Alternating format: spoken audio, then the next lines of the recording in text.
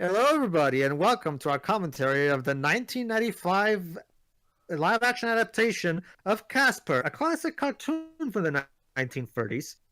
And back in the 90s, Steven Spielberg decided to produce a live-action adaptation. And since Spielberg back in the 90s still hasn't gone ape shit, And he's gotten better nowadays, but this was kind of heading towards that wonky part of his career in like the early 2000s to 2010s. Anyway, this movie was actually not. It wasn't just Spielberg, by the way. This movie actually got the Animaniacs writers. That's right. The people who gave us Tiny Toons and Animaniacs, two of the best cartoons ever, wrote this movie. So you'd think this movie would have at the very least be hilarious. Well, it's a long story. For now, let's just say it also got an uncredited rewrite from J.J. Abrams. yes. This was back when he was still trying to figure out this whole writing thing or something, or maybe he just did it for a paycheck or whatever. The point is, it's probably getting his foot in the door at this point. How sad is it that Casper the Friendly Ghost as a series and character had, he actually has a filmography page because before this movie, he cameoed in a lot of movies, much of which were better than this movie. For those who don't know, this movie was actually really popular when it first came out. It spawned two sequels. One that's actually a prequel, where it tells the backstory of how Casper met his uncles. Yes, Casper has uncles in this version. And Casper and Wendy, which was a crossover between Casper and Wendy the Witch, which was another property from Harvey Comics, the owners of the Casper franchise. Let's get this started. So we're watching the Blu-ray copy. I'm pretty sure there's no different cuts of this movie. Unless you make an Ultra Ray or something at some point. Start at zero. You should be seeing the black screen right before the Universal logo. So, ready? 3, 2, 1, click. This was directed by Brad Silberling, who would later go on to helm the Unfortunate Events film. Coming soon, the Casper reboot as part of a dark universe. How funny I grew up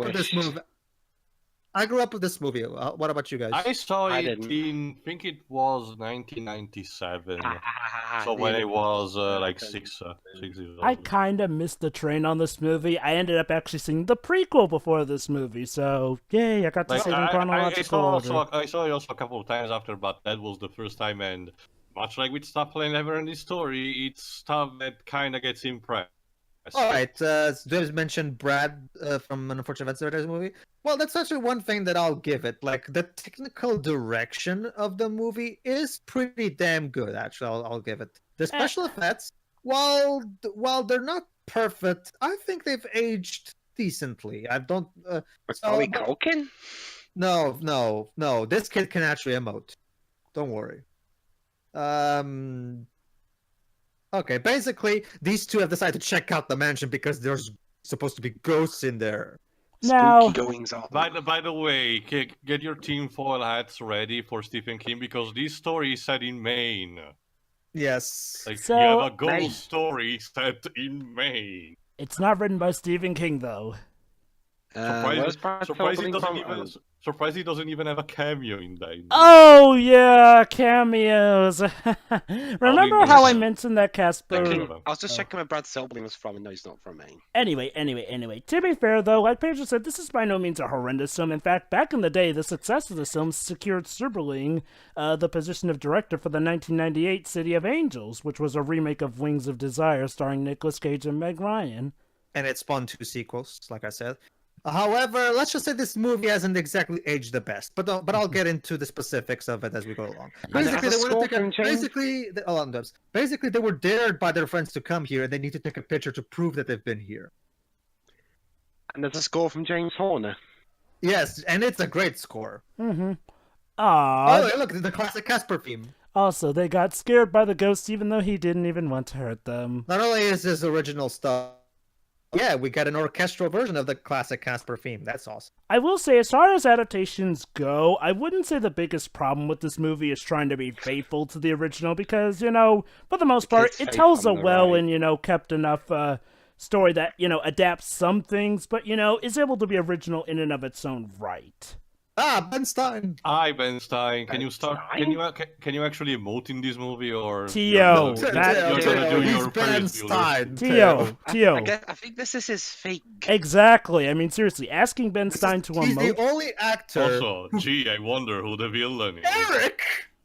Eric, what are you doing here? Eric, what are you doing here? Oh wait, no, guys, don't pay mind to him because seriously, that's how this movie kind of treats him. Don't pay mind to him. Is he practicing for his role in Secret of Neem too? See, Ben Stein's one of those people was one of the few people that can make being monotone funny. Well, yes, yeah. Yes, Ben Stein is kind of an anomaly when it comes to acting. By all logic, he should be boring as all hell, but somehow he comes across as incredibly fascinating and endearing. It says something. Just listen to him.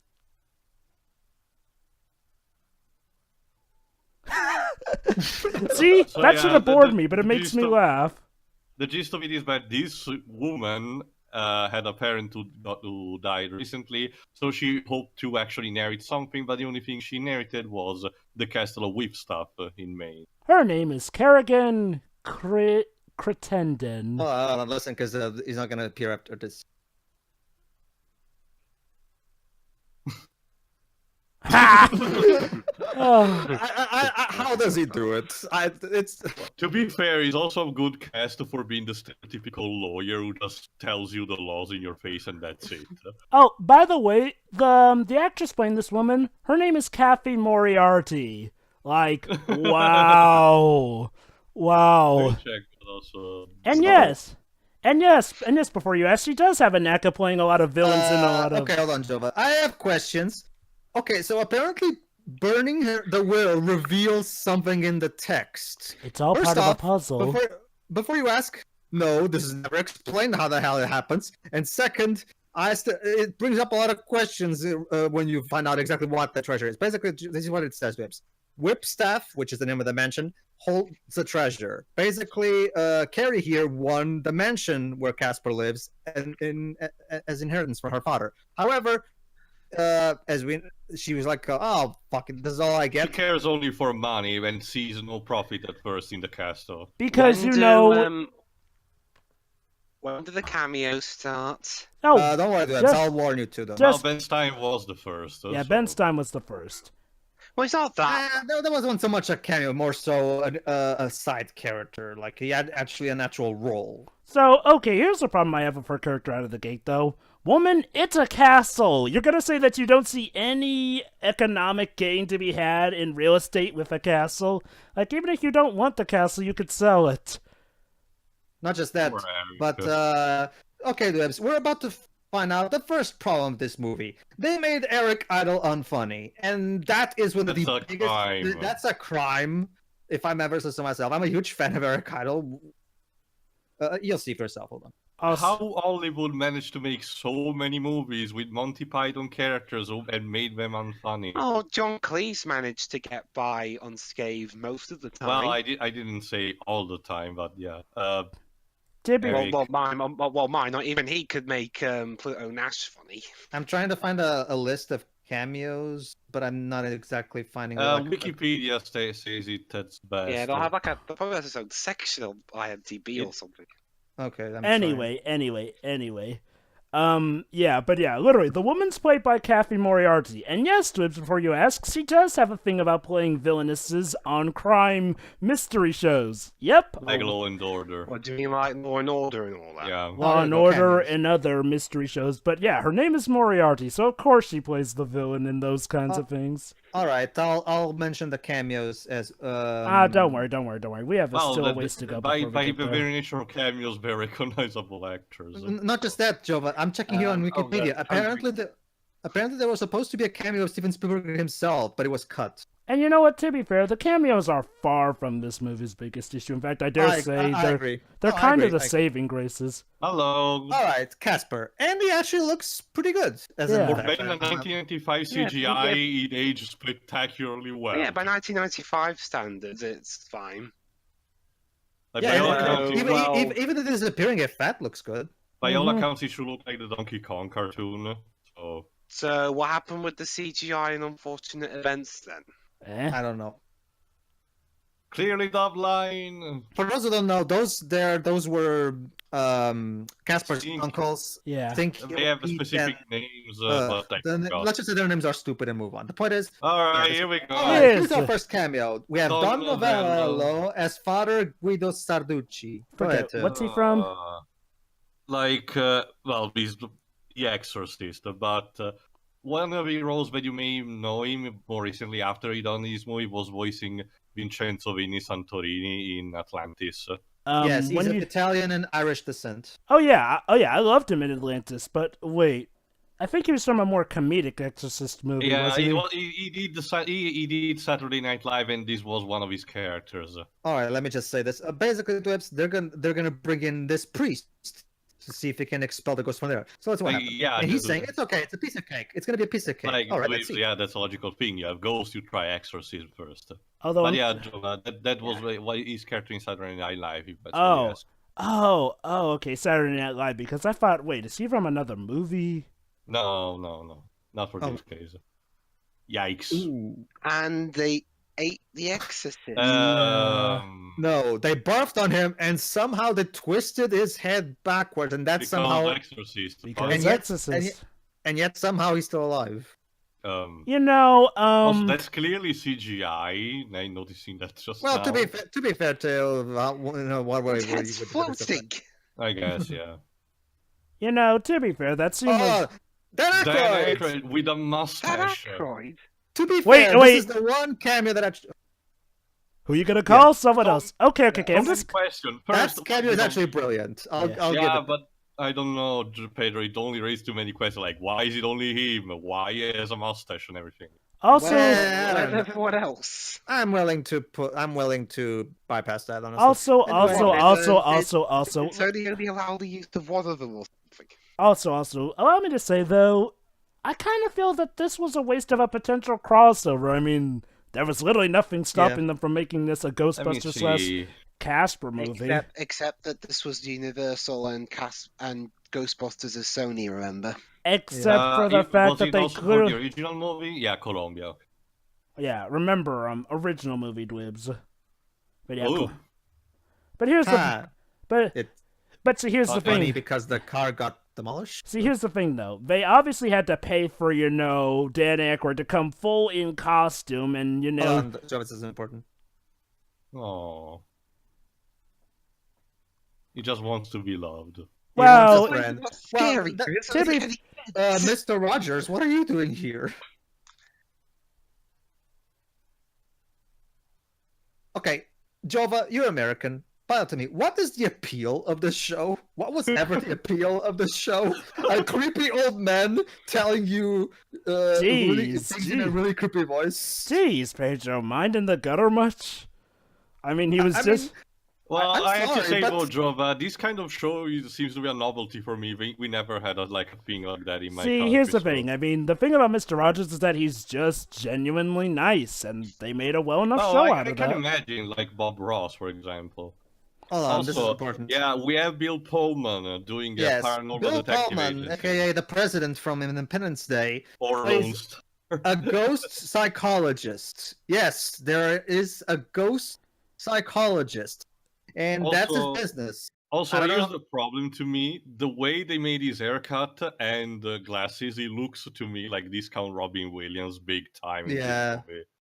Well, this came out a year before Independence Day. Well, we talked over it, but basically this is, let me tell you about it. Basically, his wife died, so he's a single father, and he's trying to raise his daughter, played by Christina Ricci. Yes, the Christina Ricci, Wednesday from the Addams Family movies. And also... What's sad is that this is probably from what I'm seeing so far, this is probably the best film she's been in. Oh, what? Come on, I really like the first Addams Family movie, but yeah. I haven't seen that one. I guess Dwibs is also talking about her role in Alpha and Omega. Also, Casper falls in love with Kat. Casper fell in love with Kat just by watching her on TV. First off, this is not a Disney movie. You can't just fall in love by just watching someone for the first time. Also, Super Mario Odyssey footage. Nice. Yeah. Yeah. Okay. Sorry, Pedro. Nintendo ripped Casper off, therefore Super Mario Odyssey is now shit. Okay then. To be fair, Pedro, it's more so hinted that, he's, more like wants a friend in her as opposed to, having the hots immediately for her.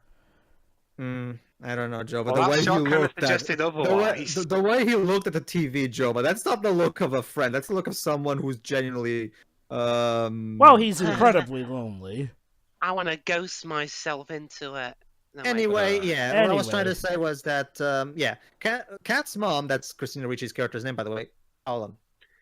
This woman apparently claims that she was haunted by her husband, but then, thanks to Dr. Harvey, aka Kat's father, he went away. He managed to, make the father cross, the husband cross over into the other side. She looks like a nun wearing the towel like that. Yeah. Basically, he's trying to say that ghosts are like us. They have issues, and they need to solve the unfinished business before they can cross over to the other side. Which is he's not wrong. Ghost, folklore tradition, yeah. And you know what? Honestly, the whole ghost psychology thing, yeah, I can buy that. I mean, honestly, seriously, we've seen so many ghost whisperers or ghost hunters, but yeah, no one's ever thought maybe ghosts just need to talk out their problems. My problem is not so much the plot or the setting, Jova, because it's Casper. I mean, I don't expect realism in Casper. My problem is that, and it's going to become more apparent, this movie cannot balance its tone. Yeah. Trust me, I'm going to bring it up as much as you are when the tonal inconsistencies come to play. Bill, you cannot sing. I know it's intentional, but yeah. And okay, look. And another thing that's weird. Apparently, this is like Brad Silberling's most successful film financially. Well, it was based on a popular property. So. And you know what? Unfortunate Events was pretty popular too, but that didn't do very well. Well, here's the thing, Dweebs. Unfortunate Events had just books to go off of, and also the time it was released was not favorable to a movie of its kind. This is a franchise. This is the franchise that has been around since the 1930s. Yeah. Let's also remember, Dweebs, that around the time that series of Unfortunate Events, the movie had come out, I don't think the book series was even done yet. The last book came out in 2006. Now, that's not to say that it couldn't have worked because, Harry Potter did it, but that was Harry flipping Potter. Yeah, another thing you can see is that due to the mother's deceased. Oh, yeah, that's right. The mother's dead. I almost forgot. The family is problematic. The relationship between Kat and her father is problematic. What was that you said about this not being a Disney movie, Pedro? Well, that's just... Especially since later the rights would go to Fox, so... It's interesting you say that, Joe, because that's the thing.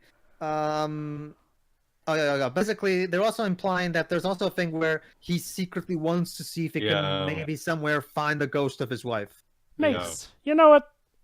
That's a common plot line of when he involves a psychologist is the fact that he's curing others mostly to cure himself because he also has some kind of psychological disease. Although this is what Hollywood sees him psychologist, but that's a topic for another day. Anyway, we'll talk over it. But basically, Kat's mom is tired of his father always dragging her around from town to town. She never gets to settle in. She never gets to make long-time friends. However, they've decided that this time they're gonna turn things around. This time they're gonna start settle in and live in one place for real. It's all uphill from here. It's not, is it? Anyway, yeah. Well, it's interesting you say that, Joe, because one question... I was talking to Jova. The point is, you see, Jova, I have one question, though. I don't necessarily have a problem with it, but I do question the decision to make this movie into a Spielberg-esque, heartfelt story about life and death. Why? Because Casper was... Well, okay, the original 1930s cartoons could sometimes get a bit sentimental, but as of this point in the 90s, Casper was mostly known for funny cartoons, and this is the Animaniacs writers. So I have to wonder, why did they choose this route specifically? Okay. Yeah, I would expect hold on, I'm almost done. I would expect the Casper movie written by the Animaniacs writers to just be, a funny cartoon with ghosts. To be fair, even the Animaniacs writers, when when they did big time movies, they actually did have I don't want to say fully sentimental, but slightly sentimental compared to the usual bout. And honestly, I can see what they were going for here, because, okay, look, unlike the Wing Commander movie, which just seemed ashamed of what it was adapting, this movie does keep a lot of the laughs that you would expect for Casper, but because it's a bigger movie, my guess is that it was their attempt to, add a bit more, say, foundation to the mix, because to be fair, at this time, adaptations that just tried to emulate the old stuff that they were based off of wasn't doing that so well. Like, let's not forget the Looney Tunes movies. Some were better than others at the time. And you know what? Okay, this movie is by no means the best, but I do appreciate the effort because, okay, for the most part, the plots themselves are fine. It's how they mix and mess them together, though, is where things start to crumble. Eric, can you maybe start singing "The Bright Side of Life" or something? Or heck, you know what? It's Eric Idle. Have him do something funny. You know what? I'm gonna say, no, guys. you just make him look like a pedo. You know what, guys? I'm gonna say it. Eric Idle was funnier in Secret of Nim 2. I actually agree. And maybe. not so much because of him, more so because of the whole bizarreness of the whole situation. Wasn't that the film that turned the series into a Pinky and the Brain ripoff? Yes, basically, yeah. By the way, did I mention that these two actors kind of become cameos? Because after this, I kid you not, we ain't gonna see these two for a while. Mm-hmm. The only thing that stops them from Eric Idle just goes off, basically. Yep. Anyway, basically they're telling him, no, you can't take ears to get rid of the ghosts. Just get rid of them quick, basically. It's a freaking Shining, this almost. Also, Eric Idle is actually her assistant. Like, why does she have him around if he's bumbling as an assistant? Like, it would make sense if he was like... It's like in Tom and Jerry movie with Mr. Lickboot. No. To be fair to Mr. Lickboot was actually competent. In fact, he was the more competent one of the two. Well, I can imagine only for the roles. Anyway, go ahead, Pedro. I actually really like the set design of the mansion. It looks pretty cool. And it looks believable. It makes that is an actual mansion. I just realized. I'm gonna look up who did the production design. This looks, honestly, to me, this is what the Haunting, the mansion in the Haunting should have looked I was like. just about to say, this actually reminds me of the main room from the Haunting, that gallery area. Quickly, where are your Owen Wilson characters? Production company was Ambling and the Harvey Entertainment Company. No, I meant the designer. Oh, sorry. Oh. 90s. Did I mention that this one was made in the 90s? Leslie Dilly. I don't know who she is.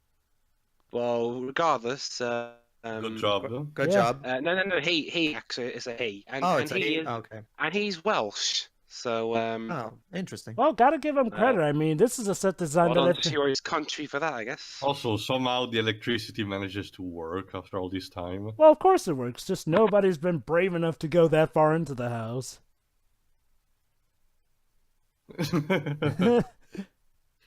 Huh. Christina Ricci was actually give Christina Ricci this. She was a pretty good child actor. She's not a bad actress. It's just she has a really shitty agent. No, Christina Ricci is a great actress. It's just that she needed to really hire a better agent. I mean, after this, she had like Speed Racer and Bucky Larson. You know what? Speed Racer, while definitely filled with to the brim of problems, I wouldn't call that necessarily something to be as ashamed of. And you know Bucky Larson. Oh, there you go. These are the names. We're about to get the names of 3 uncles. Yeah, Bucky Larson, Jova. Bucky Larson. Okay, that was a mistake. A reference to Snow White, by the way. Stretch, Fatso, and Stinky. Gee, I wonder which specific character trait define the 3 characters. Surprising. With names like those, I wonder who Fatso is. I wonder what Stinky's gimmick is. Remind me, were the uncles a thing in the original source material? No, they were made up, as far as I can tell, they were made up for this movie. They were, I think, in the 90s cartoon. Yeah. Not in the one that I saw, at least. But you know what? Names aside, though, I actually do find them fun enough characters. In fact, my problem with their humor is that their humor is nothing but incredibly obvious and lazy puns, as you'll see in a moment. I dare say that they were handled better in the Was it the I'm prequel or the actually, third I'm movie? wondering. Oh, wait. I love this line. Prequel. There's a There you girl. go, see? There you go. He literally said, "There's a girl in my bed." Yes! You want to tell me that he doesn't want to bone her? Pedro, he's like, how old? 11. Actually, Jova. He has mentally. Surprisingly, Jova, he's actually apparently when he died, he was like 16 or something. Because you'll see. I'll get back to you on the ending. He doesn't sound 16. And besides, I was this... gonna say, I wonder what bits Abrams rewrote of this script. I don't know. By the way, Pedro, canonically, he was 12 at the time. Well, that's the canon, and we're talking about this movie specifically. Apparently, this movie does follow the canon, at least according 12. Well, yeah, let's just say, Jova, you can at least agree with me that what happens in the ending definitely doesn't look like a 12-year-old boy. Oh, but Pedro, remember, Pedro, this is that funny era which still is kind of continuing, where we try to masquerade people clearly older than their actual age as their actual age. Don't even get me started on Neverending Story 3. Yeah, the cat clearly is like 15 years old or 16, and she's 13 here. She's 13? Her character is supposed to be 13. Let me check what age was Christina Ricci when she did this movie. Because, okay, you know what? She was 15. Theo, I just realized too, since you usually bring up that expression in our reference ref commentary, you realize that they've made Casper a horny 12-year-old. Literally. Now, okay. Well, classic cartoon gag. This is classic in ghost cartoons. Yeah. And, to be fair, there are conditions where people can look a lot younger or older than their age would suggest. It's young. I guess, sure. So yeah, right now we're in the movie is in funny mode. Wacky hijink. And this humor is actually not too bad. This particular one, no, but let's just say I don't like the uncles, and you'll see why on the show. I'm fine with the uncles, but I'll admit they were better handled, ironically, in the subsequent movies. Oops. Hi. You come here often. How to introduce yourself? Well,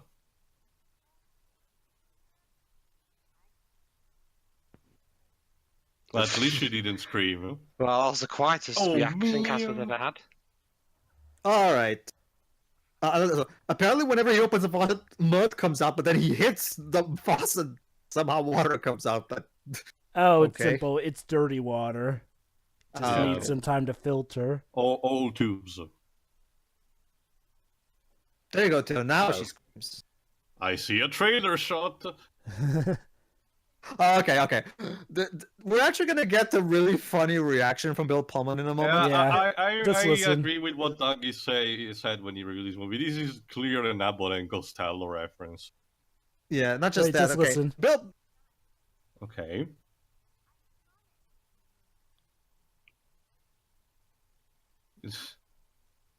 Oh shit! I pressed something. Did you have time? Go to 26. Okay. Yeah, go to 26:30. Go. Oh, here we go. 26:20. Okay, almost there. All right, get ready, Des. You're gonna be just in time for the reaction. And click. Thank you. Hello. Congratulations, your life's work has come to fruition. What the hell was that?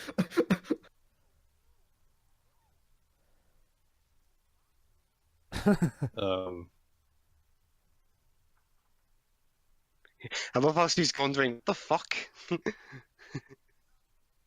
Are we in paranormal activity now? No, because stuff's actually happening. No, this movie's not boring me to death too. Zing. But Pedro, shaky cameras and furniture that moves randomly. But there are characters that I can actually like. Or characters in general. So yeah, now she apologizes to her father. I'm sorry for thinking you were wacko. We'll apologize later. You know, that's another thing I like. They didn't stoop to that stupid cliche of I'm glad that they didn't stoop to the stupid cliche of the parents never realize the monster until like near the end or never at all. Mm-hmm. Hello there. Hey, Dwebs, take a wild guess. Who's Fatso? The left. Nah, clearly you're just.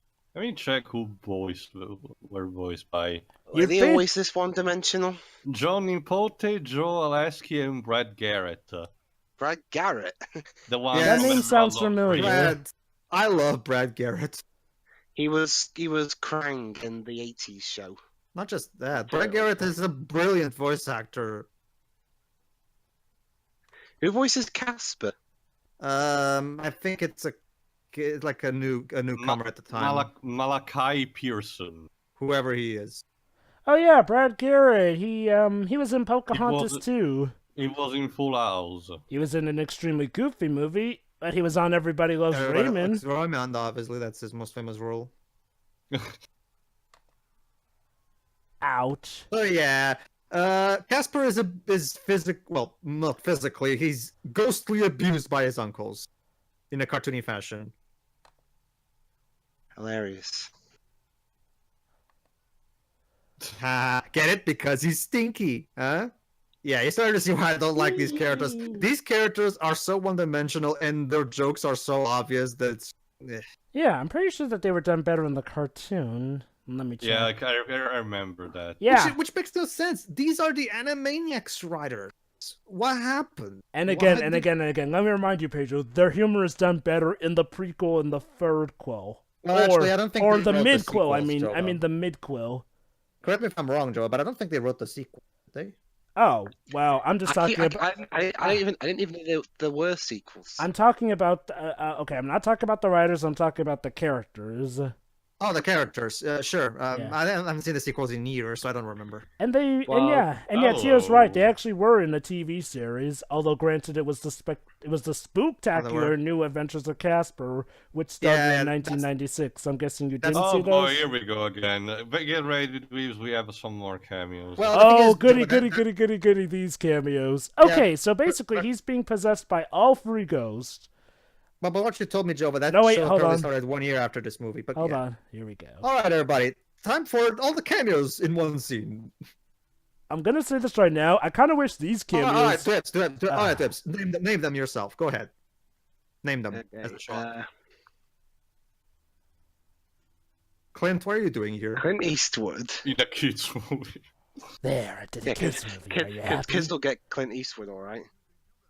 Rodney Dangerfield? What are you doing here? Look, bud, you already made a bad animated kids film. You don't need to do any more. Oh, look, it's Mr. Anti-Semite. Pumpkinhead? What the hell is... No, it's from Tales of the Crypt. Fun fact, since I saw this when I was very little and didn't know anything about Tales of the Crypt, that scene scared the shit out of me. Also, he was possessed by them, but then Fatso's in the shower. Hold on. A closet case, Drills, because she's in the closet. Huh? Yeah, exactly. Oh, look, guys, a power moon. Let me stomp on it so I can get it. I don't understand. You guys are so much... Oh. Smellogram. Get it? Because he's stinky. Yeah, okay, that one sucked. Like, I don't get it. These writers aren't capable of so much better than these jokes. Again, I'm not sure whether... I don't know, did they force Abrams to suck out the funny or something? I don't know. I'm honestly... Do we know exactly... Okay, Dwibs. Do you even know how much J.J. Abrams actually rewrote? Yeah, because we don't really know. It says all Wikipedia says is that he rewrote the script. How much of it, Well, that's just the thing, is we don't know how much of it. There's there's never a specific number. And to be fair, exactly. Uncredited rewrites, at least. And to be fair, it was an uncredited rewrite. That kind of suggests that, it wasn't that serious a rewrite, especially since, the Animaniacs writers are still credited. What am I watching? Cartoony slapstick too. How does that even work? They're unfunny cartoon slapstick. They're ghosts. How does this even work? Oh, Yeah. well, basically ghosts can choose whether or not they want to actually be, I have never corporeal. seen the. So why do they choose to be They're you know, they're just mentally screwing with the guy. It's what Yeah, they do to. basically. It's basically what they do to anyone who trespasses, which makes sense. Ghosts don't like poachers on their territory. Yeah, basically their shtick is that they love to terrify people. Anyway, well, Jova, here's the thing. That Spooktacular cartoon that you mentioned, that came out in 1996, which is a year after 90s this show. movie. Yeah, in fact, they also used the character of the psychologist and his daughter again. Oh, so it's based on this movie, okay. Makes sense. The 91 show that I saw, at least from what I remember, didn't have the uncle, so I don't know about other versions. Oh, you're talking about the older show. It's like, well, you said 90s show, and well... Well, okay, let me... The prototype Luigi's of Luigi's Mansion Mansion. again. I can't believe Nintendo actually saw this and decided to make an entire game based on this. I like Luigi's Mansion, so sure. Yeah, same. You know what's another thing that's funny, guys? Oh, no, see? He's fat, so it takes longer for him to get sucked up. Get it? Yeah, whatever, honestly. Anyway, Honestly, there's no point nitpicking a joke like that. I mean, so... Anyway, apparently this was the first film to have a CGI character in the lead role, so Toy Story got pipped to the post by like 6 months. Oh, really? That's interesting. fine. So no, listen. I'm sorry, Pedro. Pixar is now unoriginal. Zero. Yeah. Whatever, Dwibs. Okay. You missed two brilliant lines, Dwibs. As Spencer was about to get sucked up, he said, "This sucks." I mean, Get it? Because it's a vacuum cleaner. Oh yeah, I missed out on that cavalcade of comedy. well, back then it was funny, but really though, Dwibs, honestly, just because there's a CGI character protagonist, so what? Jover was joking at that. He was joking. Yeah. Mistimed joke. Yeah. Also, another thing that they said while they were stuck in the vacuum's bag, we've never been so close together. Well, yeah, I missed out on that one, didn't I? Okay, so in order to make up for her, yeah.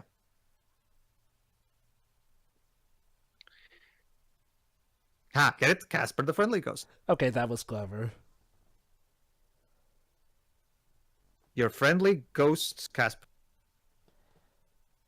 Oh, apparently, they did film some of it in Maine, but not the actual specific place in Maine. So yeah, to make up for her, he made breakfast. Well, he's a ghost. Wait. Honey.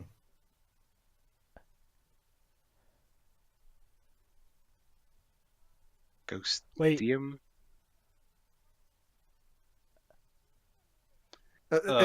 Excuse me? What? So that's apparently what it feels like when you're dead and a ghost. And yet, I'm gonna give you a warning, Dwibs. That is not nearly as insane as Ghost Dad is with the afterlife rules. Trust me. Also, a Rudberg gold machine. I love those. Funnily enough, Russell Harvey hated this movie. Who's Russell I Harvey? wonder. This is the creator of Casper. Anyway, well, I'm not surprised considering this is not at all like he created Casper. Yeah. He says the reason he gave was he hated how it forced child-unfriendly humor and an overly dark, completely pointless backstory into something so beloved for its innocence. And he was also very disappointed in Steven Spielberg. I wouldn't say that this movie's overly dark. I mean, okay, don't get me wrong. There are some dark elements, but overly dark? Yeah, that may be a bit of an overreaction. I think it's towards the end, Jova, but we'll need to see. Okay. Well, I know that happens too, but even then, come on. Even that stuff was part of the course for kids' movies. This is actually the scene that they used most in the trailers that we're about to see. Basically, she's asking, "Can I touch you?" No. Can I?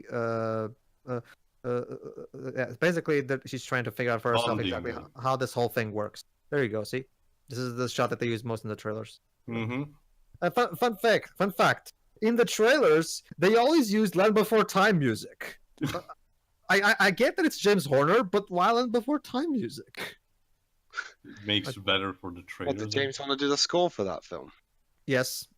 But it's his best score, Drips. Okay, I have to wonder, were they originally planning to have Robert Williams in this guy? Were they I think I'm agreeing with what you say, Joe. I think he was supposed to be cast, but then they decided to go with Bill Pullman. It's like when 1,000 Words cast Eddie Murphy in a role that clearly was begging for Jim Carrey. Okay. Polite. So, breakfast. How much stuff do people eat in the morning? Depends on metabolism. In general, I don't think specifically for country Jova because I see also some British breakfast that looks enormous. Also. And oh great, it's these three. Again. So basically, every time these three appear on screen, it just kills the movie. Not every time, but the first few times. Well, more than one time, them killing something doesn't really help. Okay, I don't get this joke. They pretend to die from the sunlight. Is this supposed to be dark humor, I guess? But I don't really understand why this is supposed to be funny. Some ghost stories implied that ghosts cannot roam around in the sunlight or something, but so I don't know what we were going with this. Yay, they're dead! I wish. This was just them trolling them. Again, it's weird. The writers of later films and the TV series wrote them so much better. So yeah, I have to agree with Pedro. What was up with the slip-up on the Animaniacs writers here? Because, they were like the masters of sneaking in, adult humor in kids' shows. And they're wearing sunglasses.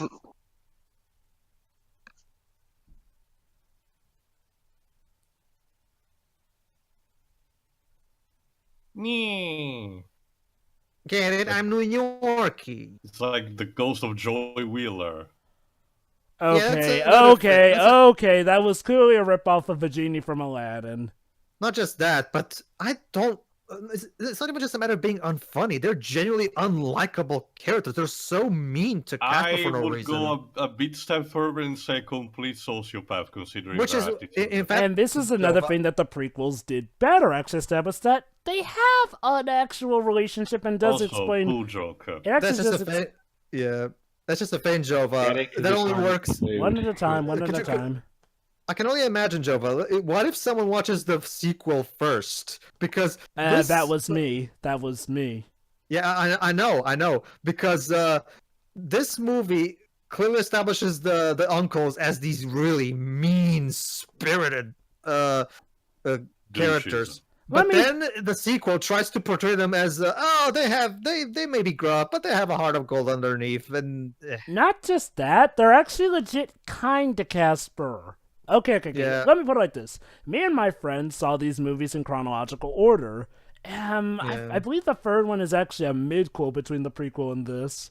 So actually, it's a midquel. With Wendy, I haven't. Yeah, the one with Wendy is a midquel. It's basic webs. The first movie is actually the third one. The second movie is the first one, and the third movie is actually the second one. Basically, Confused that's how. Confused yet? And believe it or not, these three are actually good characters in the two. I mean, don't get me wrong, those other movies have issues and they aged worse than this one, but these three are actually characters that we can like. So yeah, basically when me and my friends watched these in chronological order, and this was our first time, we were kind of shocked at how terrible these guys are in this movie. I wonder who's gonna be the bully. Actually, Dale, that's just the thing. That character has barely any screen time in this movie. Not just that, that subplot, as we will see later on, goes absolutely nowhere. Yeah, it goes nowhere. And like I said... Oh my god, I completely forgot about that subplot. Well, don't you know, Jova, because Kat is supposed to go to school now, so we're gonna have some 90s hijinks with, like, one-dimensional bullies. The sad part there is that... Again, don't get me wrong, it is, but at the same time, she's so underplayed. The bully, I mean. Yeah. No, instead we focus more on her with this guy. That's just a main job, but this boy also goes nowhere. That's the problem, Jova. This boy tries to bond with Kat with this love interest, but he's also the sidekick of the bully, so you think it's gonna be in conflict in between those two positions, but no. Nope. This subplot just You know what, nowhere. Joe? I'm even gonna go another step. I think I also saw this actor somewhere else. Jova, Me you too. want I to feel like help I've me? seen him before. Let me check. Me as well. You know, Jova, check. I'm gonna also go one step further, Jova. Let's think about this for a moment. Wesley Thompson. A girl who's kind of bullied by a blonde girl who has a psychic who's also blonde. What does this remind you of? I'm sorry, High School Musical 1 apparently ripped this off. Yeah, High School Musical did it better. Not gonna That's lie. saying a lot. I agree. It's You know just what? You know what? interesting. Okay, I'm gonna say this right now. I get why the High School Musical movies get picked on, but I think that at times people kind of get a bit too nasty with them. I mean, don't get me wrong; they're stupid here and there, but for the most part, they're for the most part self-aware. Now, don't get me wrong; I'm not saying that they're the best of the best, but I've never really gotten what's so spectacularly bad about them. Now, Disney's Descendants, that I get, but High School Musical, I actually kind of like them. I mean, and I honestly think they're harmless. Also, hold on, Jova. I hate this so much. I hate how the 90s simplified so much school life. I would say that it's a huge rant that I want to say for another time, but let me just say that I honestly think that the 90s ruined actively at least 2 generations. I'm gonna be quite honest. From a lot of 90s movies I've actually seen, one thing people tend to forget is, while yes, the 90s themselves spawned a lot of this, but when you think about it, a lot of these cliches that happen weren't actually in 90s films. They happened more so, a bit before and more so after the 90s. Okay, here's what's going on. Casper is actually tying all of the other kids' shoelaces so that when they get up, they trip. As a little, revenge against what they're doing to Kat, making fun of her. Because second, she said, "Oh, I live in Whipstaff, the ghost manor," and they're like, "Whoa, I get it, Professor. We could do our Halloween party in her manor. Her manor has ghosts." And the bully is pissed off because we were supposed to do this the party in her house. Because she's rich to get it. Yeah. Comeuppance. What was the point of time? Funny. Just gonna ask. Maybe if the entire class was tormenting her, I'd understand that, but they were all in favor of doing it at her house, so why? Wouldn't it have made more sense to do it to the actual bully girl? Anyone? Oh god, this scene. Anyone at all? I don't know, Jova, sorry. Hubba. Tex Avery. It's a Tex Avery reference. Max. I'll just say the Mask did it better. Because we didn't have enough of the wacky world of Tex Avery to, the 90s shitting on Tex Avery's legacy. I can just say that the way they do, the way the scene is gonna end is gonna be so annoying. Like, another thing, yeah, Bill Pullman's character, like he's about to do his psychology session, but like a complete idiot gets trolled again by these 3 when they mention that apparently they know his wife for some reason. Buddy, no.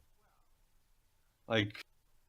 Well, again, allow me to... because this is how a psychologist would work. Like, ask about his own wife to the patients. And trusting 3 ghosts that have been clearly shown to be antagonistic and mischievous so far. Not just that. These ghosts are actively manipulating him by using his dead wife. Again, can someone remind me why I'm supposed to find these characters amusing? The weird and thing... also the message that it's giving.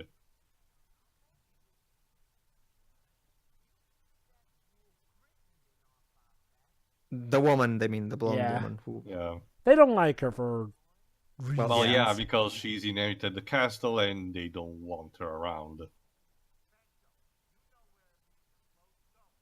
Oh, God. Okay, Dwebs, let's just say what they're going to do now is incredibly despicable and... mean-spirited, but... Manipulation, yeah. No, trust me, Dwebs, it's even worse than that. You'll see. Also, I do believe this is also a reference to the actual movie. I think I know what they're going to be doing. James, well, have you seen the Super Mario Bros. Super Show, Motobug? You should know where this is going. Yes, I have. James, you're trying way too hard. This movie's not worth your genius. Yeah. I don't begrudge someone for doing their job, even if it is for a mediocre movie. And honestly, when this movie's good, it does deserve it. I mean, Stargate wouldn't be much of a great film if it weren't for David Arnold's score, for example. And you know what, to be fair, he'd probably run the risk of being fired if he kind of went out of his way. It's one of the ghosts, isn't it? Very good, Wibbs. Yeah. Oh yeah, I completely forgot about this because this is terrible. Let's move on. And Next the movie scene. just carries on like it never happened. So let's do it as well. So let's pretend that you actually stayed in the theater after watching that scene. Plenty of people did. I mean, look, don't get me wrong. It's terrible what they did, but the movie's kind of established that they're terrible people from the get-go. I mean, I don't understand, writers. Do you think that was funny? Was that supposed to be funny, charming, horrible, despicable? What? What was that supposed to be? What? I really want to know what they were thinking. Was this before or after these particular writers joined the Animaniacs? After Jova. The Animaniacs, well, even before that, they were doing Tiny Toons beginning in 1990, if I remember correctly. I really do have to wonder what the mentality was with this project. I don't know. I mean, let me guess. Casper's starting to get jealous because he's spending more time with the boyfriend than he is. But you see, Dweebs, we also need to progress the other subplot. So it turns out this was part of a plan of a bully. Oh, this one. Hey, Jova, I wonder. Jova, and now I'm imagining that scene with the wife, with that incredibly awful payoff, and someone in the room, the production says, "This really bites," or "This was," and then whoever wrote it says, "Nope, it's absolutely perfect." So let's see. Okay, Dwebs. Now it's time for the movie to completely shift tone. Up until this point, Dwebs, as you can see, the movie has been mostly, there has been some heartfelt little moments here and there. But up until this point, this has been, for the most part, a wacky, well, not maybe wacky is a bit too strong a word. Oh my god. Guys, the actress who plays that evil girl, she's Jessica Wesson. Basically, she's best known for her recurring role as Jennifer Sadarsky, who is Zachary Ty Bryan's first girlfriend on the sitcom Home Improvement. Oh, she was also in Flipper, the movie in the 90s. Hold on. Why an Arnold Schwarzenegger reference? Mixed with Superman. Mixed with Superman. What? Jova, what was the thought process behind that? I don't know. And she died. I don't know. I mean, you're the Animaniacs, and you tell me. But the Animaniacs jokes had logic to them. Anyway, okay, Dwebs. Up until this point, even with that scene also as well that we just saw, the movie has been kind of a wacky comedy of sorts. Yeah. And now all of a sudden, tragic, well, not tragic, a really sweet, heartfelt moment between the characters about what's it like to be dead and stuff like that. Not just that, it also, the pacing also starts to suffer because up until the point it's been relatively fast, but now it just starts to be just like Silberling's other future movie. You know, I mean, okay, honestly, I'm off kilter pacing. Anyway, honestly, I'm fine with this scene being in a comedic movie because you know what? I mean, like, well, it's good to add some layers here and there. Again, the problem doesn't really start arising until they start merging them together. That's when the pacing really bites for me. So basically, Pedro, what you're saying is in 9 years, Brad Silberling learned nothing. Basically, yeah. Christ, it's like Mike Newell's pacing from Goblet of Fire, and then he did the same thing again in Prince of Persia. There you go. See, they're talking about how sad it is that he can't do anything because he's dead, all that shit. But we literally just had him dropping her from the window like a minute ago. Hey, you started to see the problem here, Dwebs? Okay. Yes, I am. I'm just gonna say this right now. This scene could have worked better if we actually saw this. Oh my god! Hold on, Joe. Let me finish. We need to have Dwebs listen to this. But don't worry, Joe. We can finish later. Basically, this movie's about to get really, hold really creepy. on. Let Dwebs listen. You insisted. Go ahead.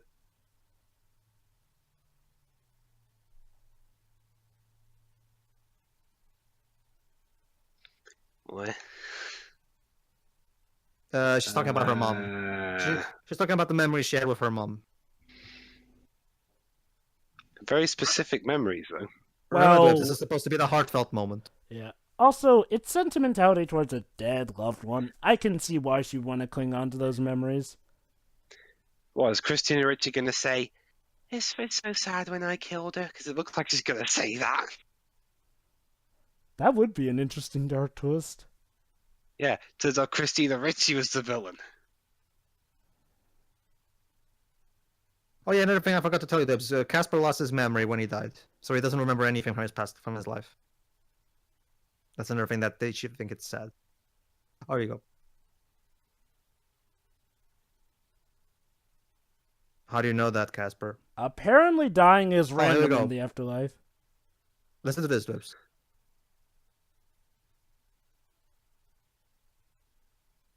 Yeah. Hold on. Wait for it.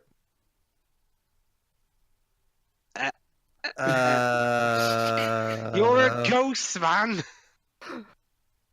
Not just that, like, why that specific phrasing? Can I keep you? That's... Keep you? That sounds like something a serial killer would say. Reminder, this kid is 12. Not just that. The Casper, the murderer. It's not so much that, though. It's more so that's the kind of thing a rapist would say. I saw this kind of episode. I saw this kind of thing in Torchwood earlier. I saw this kind of thing in Law and Order. Which one? Okay, right. Animaniacs writers, could you remind me? What are you trying to make here? A heartwarming family comedy? Or a deep psychological movie. Pick one. You can't make both. Like, you know what? If that line had been for comedy, then that would have worked. But no, that was during the serious moments. It makes me wonder legit, did they mix up like a few lines in the script there? Because that felt completely out of place with this Why is she carrying a credit card? Basically, she's asking for money. Halloween. She's asking for a Halloween outfit. Suddenly we are in a Charlie Brown plot. Honestly, that's not the problem that I have with. The problem is the actual outfit that she'll get later. Okay, yeah. We'll just talk about that when we get to it. Yeah. Like what Jova said. Okay. Let me talk about something good right now. I do actually like how, aside from how the relationship started, once the relationship does get better, they actually talk like a father and daughter would in, a situation like this. That I do like, and it does help the humor for when, we're clashing with fantasy meets reality. Yeah. Better than whatever the hell they were trying to do with the keep you thing. Or the wife. No. Go away. That face. Yeah. That face sums it up well. Even Christina Ricci knows. I mean, wow. I have to admit, these three are worse than I remembered them being. They are. It's not just that they're unfunny. They're horrible. They're mean-spirited, and they're just flat-out evil. And again. It really irks me the most because when I got introduced to them, they were... they were jerks even back then, but they were the kind of jerks that you can actually find funny and genuinely likable. Not here. I think it's... Okay, maybe... In here, they're just horrible. Maybe... No, Joe, we're about to get another Rube Gold machine. Okay, I actually do like Rube Goldberg machines, and this does actually tie into the mystery behind Casper. Oh yeah, that's right, I completely forgot to mention. Dwibs, we have a mystery to solve in this movie. AKA the identity of Casper, who he was, how he died. Where did that come from? And also, where is the treasure? Remember? And again, because Dwibs, during that scene in the lighthouse, Cass was asking him, what were you like when you were alive? And he's like, I don't remember anything. See, and he's like, oh, that's so sad. So we have to solve that. I'm just gonna mention this right now, though. They admit that it's random with ghosts who die because there are certain other ghosts who actually do remember what happened after they die. Some ghosts who gradually get their memory back, and this what and is that. This, Indiana Jones? Like you have to put a light, and then you open the box. And also, Peter, inside that is actually the Ark of the Covenant.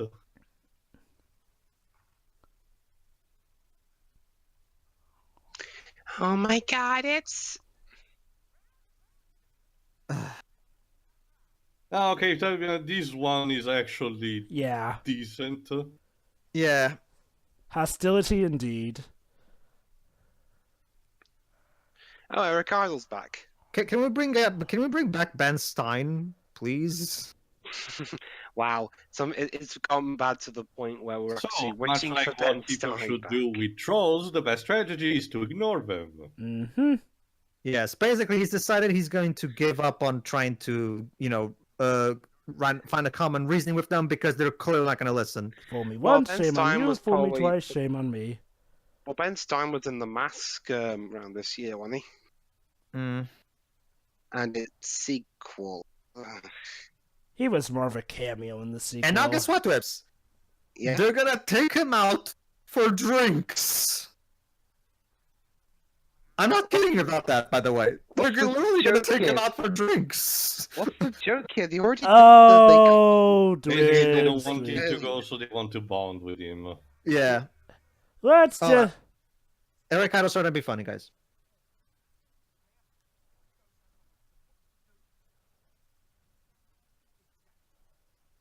Well, to be fair, he's better than the uncle, I guess. All right, Bibs. Let's just say this is a scene that I think even Hook did much better. Well, of course Hook did a lot of his stuff better. I mean, Hook's worst thing is that it's corny, but it still does stuff well enough. How was she able to do all this in so little time?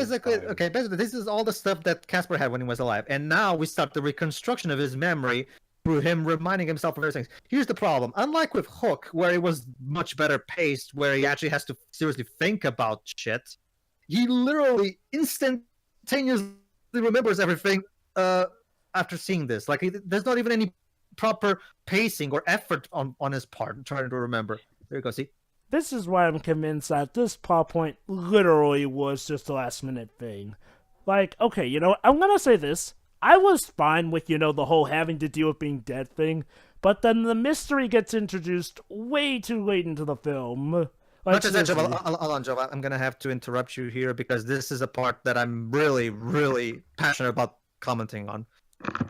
The costume? Okay, this is his mother's dress. Okay, I'm by no means a fashion expert. This looks like a nightgown. That looks like something my grandma would wear. Well, I'm guessing he was back from olden days. And guess what? She finds it beautiful. Really? Again, I'm by no means an expert in clothing. Far from it. I'm not either, but seriously. Okay, Pedro. Here's what we do. Probably ask Shiro. Okay, Pedro, consult your grandmother. Is this beautiful? I'll get back to you on that. Beauty is in the eyes of the beholder. She wants to take that dress as her Halloween outfit. And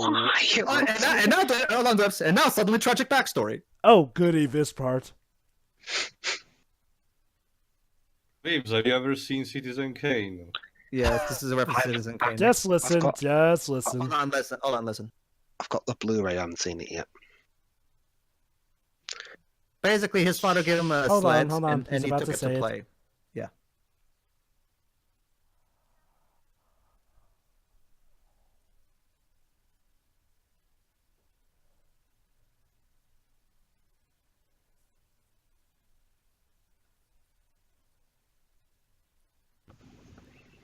Rosebud.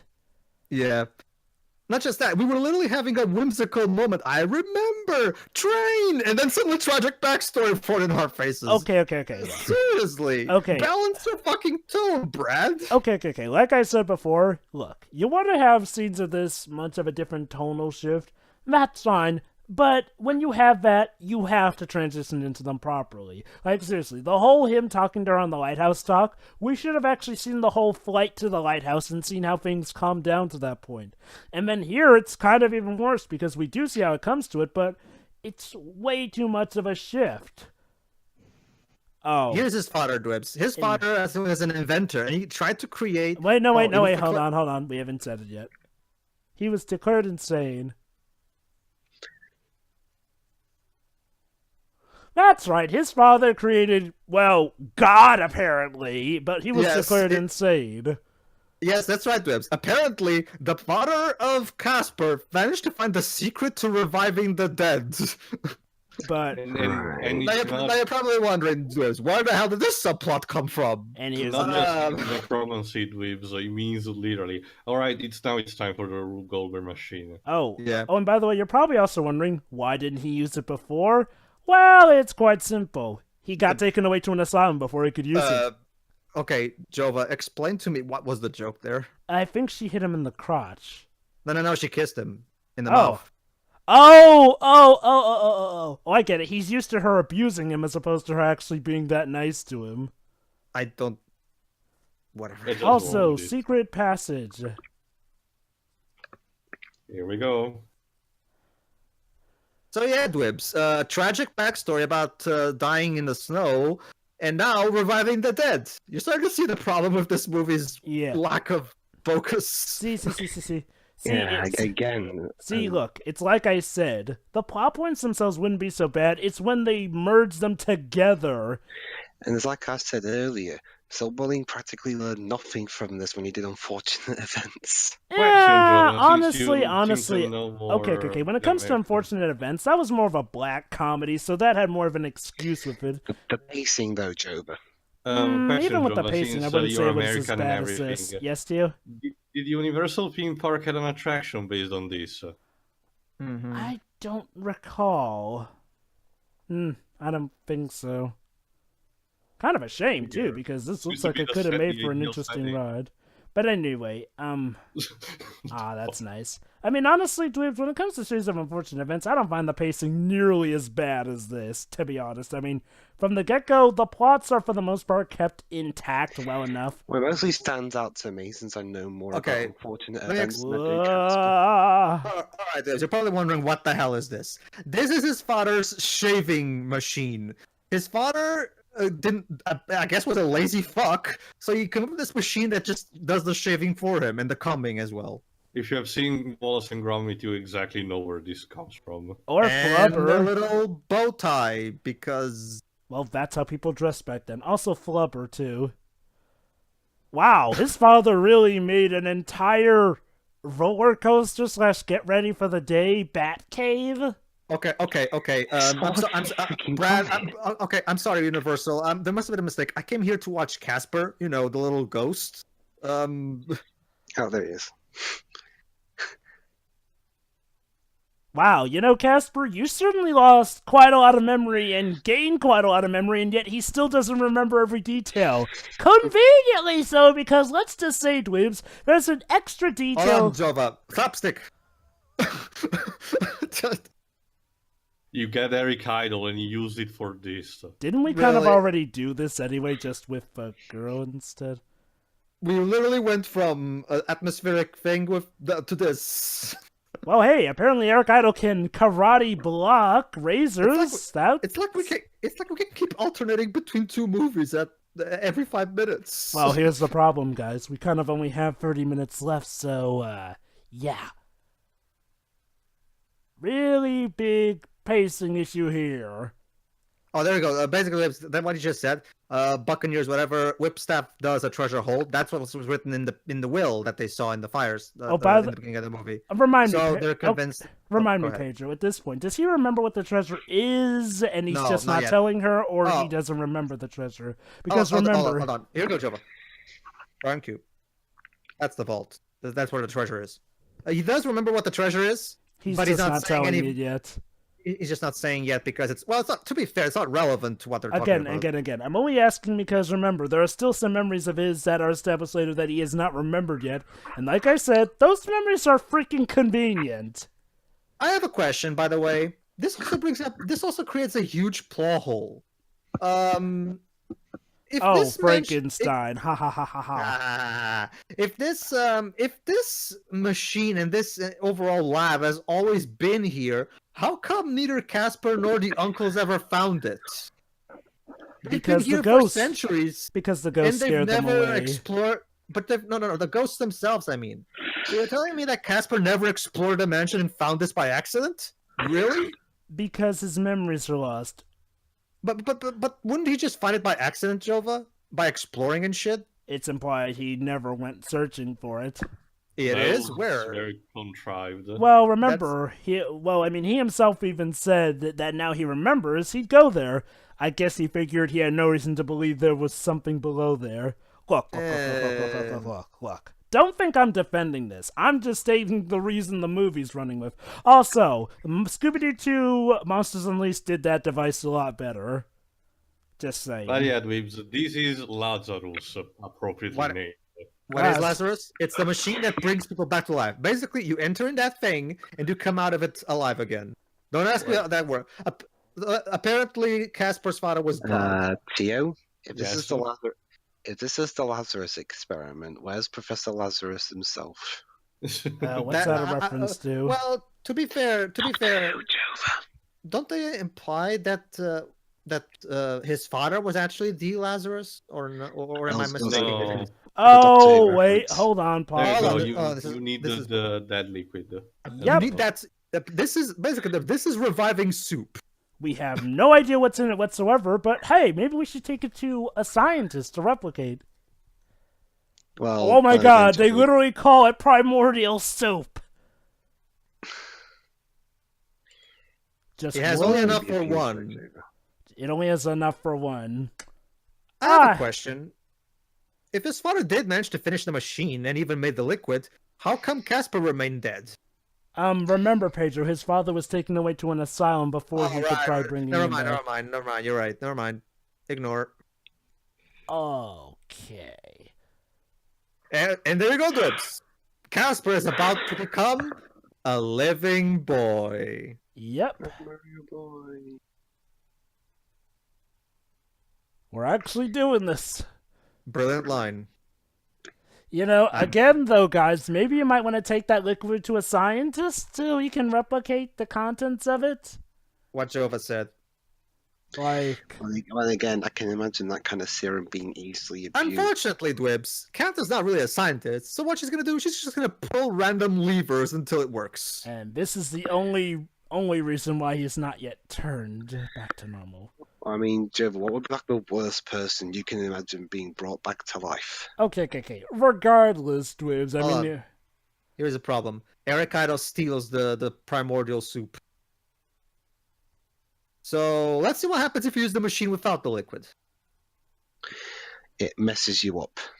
No, Dwibs, you're not gonna believe what it does. It's so nonsensical. It removes Casper from existence. Just what? You would expect that, but no.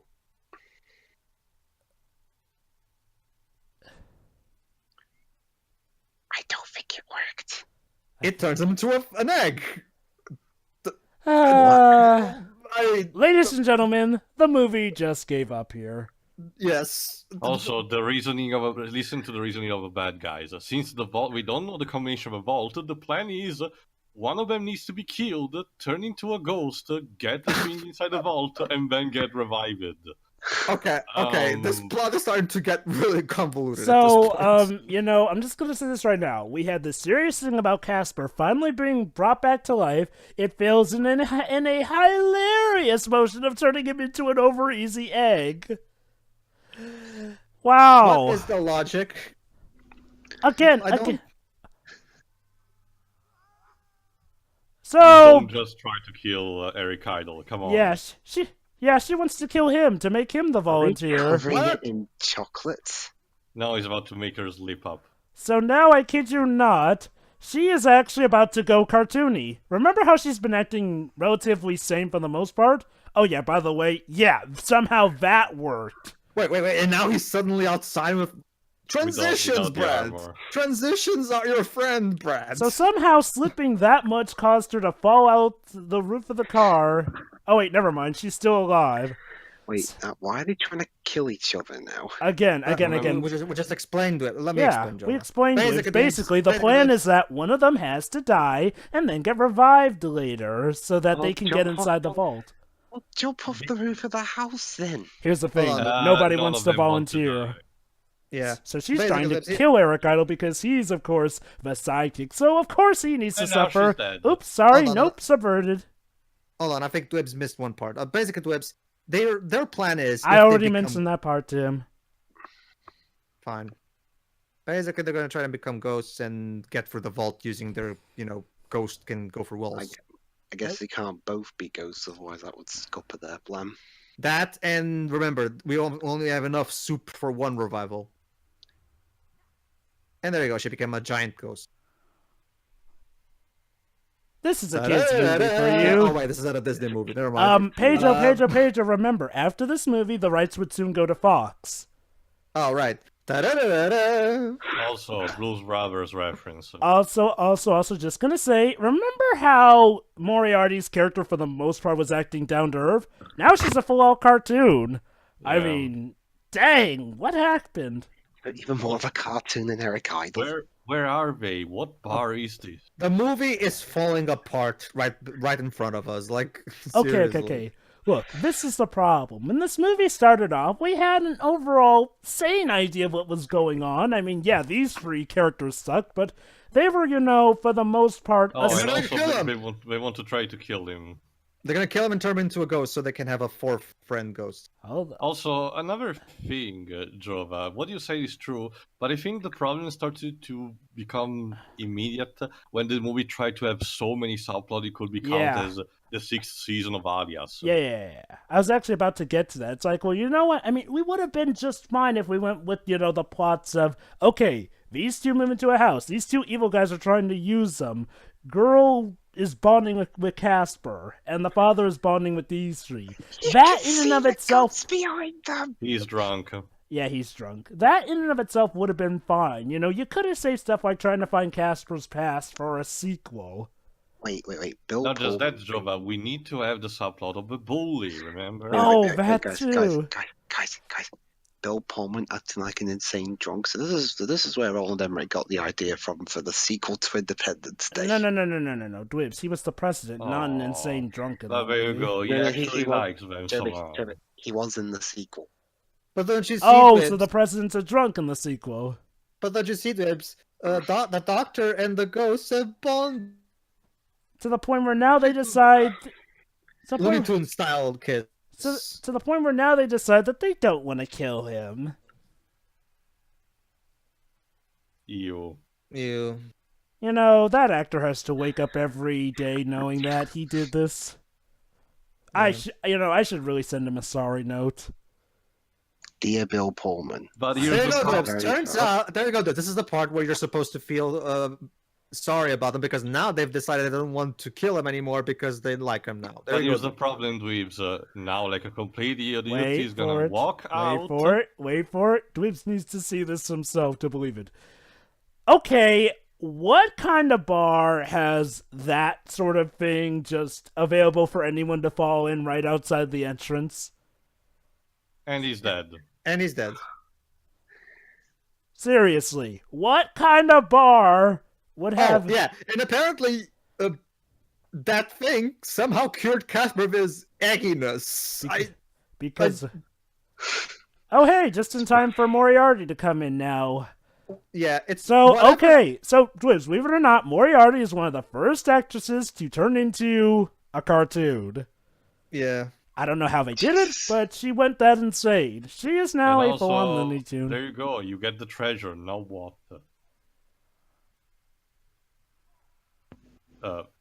Hi, Eric.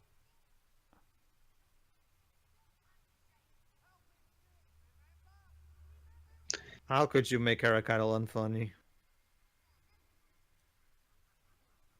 That voice is so unfitting for that model.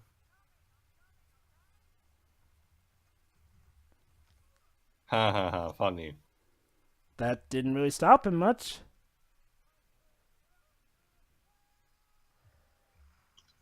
Eric, hire a better agent, please. Yeah.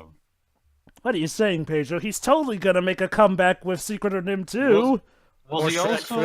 I forgot. Was he also one of the two who had one of the head of the dragon in Quest for Camelot? I'll be honest, guys. Though I think even with this, he's had better luck than what Terry Gilliam got with directing the Brothers Grimm movie. Stop them, Moriarty. You're a ghost? Not just that, too. Yes, he was Oh god, this subplot. Also, Zoidberg, what are you doing here? I love how even Kat herself acts like she forgot that this subplot existed. Maybe that's what the actress was thinking. Also, seriously, here we go, Dweebs. This is the point where the subplot of the bully dies. Also, because the idea, sorry, Jova, my bad. The idea of them is to make sure they will ruin the party, making Kat look bad in the process. Here's the thing: they don't even manage to come even close to start that plan. Oh, by the way, their evil plan to ruin the party? Scare people! Because, you and know... by the way, Lips, guess what? Eric Idle is our villain now. And also that they just came back. Yeah, like I said, Moriarty, you're a ghost, but she never even chases after them. I don't understand. Wasn't Eric Idle supposed to be the bubbling psychic? Why is he suddenly threatening to murder them if they come near him? Pick a tone movie.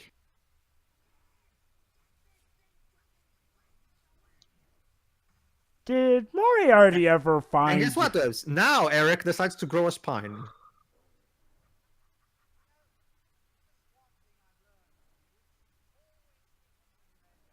Why do I get the feeling this is Eric Idle telling the director of this movie to screw off after everything he suffered? That's the problem, Jova.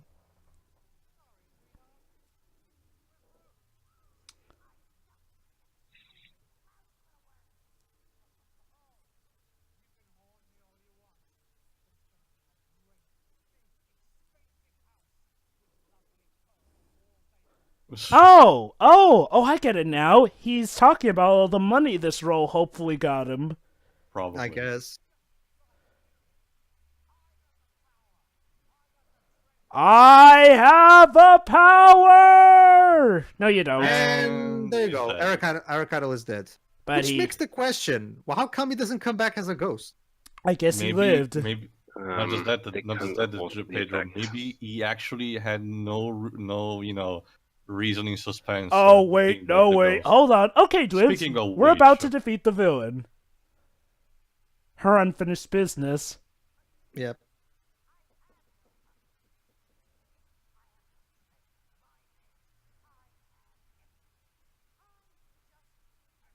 Well, if you're perfect, then it's time for you to cross over, then. Yeah, thanks, God. That God heard of it. They literally tricked her into crossing over. This could have been a clever thing if this movie had actually heard it. You know, it would have been nice if the movie actually did more with her actually being a cartoony, insane ghost. Because, villainous breakdown.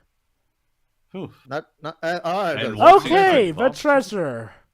Let's see the treasure. Cue the Zelda gene. This has been the main driving plot of the movie. A ball and a glove. A baseball. Actually, that will make it very valuable. True. So technically, it is a treasure. True. Not just that. It's a treasure to him personally, not a treasure in the rich thing. No, Pedro. It's autographed by Duke Snyder. That's essentially an artifact that's got to be worth a lot of money. Oh, that's right, Dwebs. Remember how one of the main characters died? We're going to treat it like a slapstick Looney Tunes cartoon as well. That isn't it funny to us how one of our main characters died? Oh, by the way, he's still drunk, by the way. Yeah. Wait, why isn't Christina Ricci... She's about to, Dibs. Memory. He forgot her. Okay, you free, go in the corner, if you don't mind.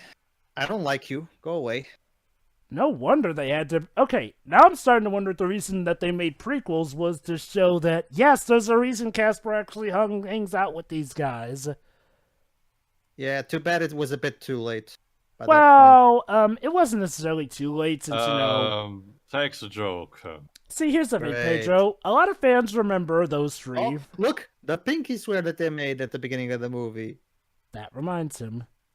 See, the thing is, Pedro, a lot of fans... Hold on, just a moment. And now as we move from slapstick comedy to a heartfelt moment. Enjoy. I don't. Don't worry, I'll resurrect myself and become president.